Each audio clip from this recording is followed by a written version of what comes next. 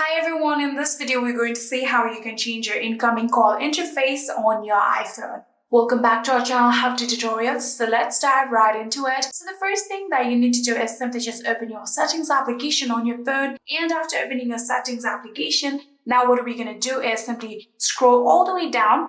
Here you can see the apps option, tap on apps, and in here you can now manually search for your phone application, or you can tap on the search bar and start typing phone. I'm going to search manually for the phone application, and after scrolling down under the B option, here you can see the phone application. You can tap on phone, and after tapping on phone, we'll get to the settings of phone.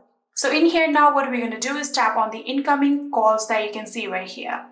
So right now here you can see by default it is banner. If you want the incoming call to be full screen, you can tap on full screen just like this, and now on your incoming call there will be full screen instead of banner. And just like this you can change your incoming call interface on your iPhone. I hope this video was helpful to you guys. If it was, please do not forget to hit that subscribe button and like our video. Thank you so much for watching. See you in the next.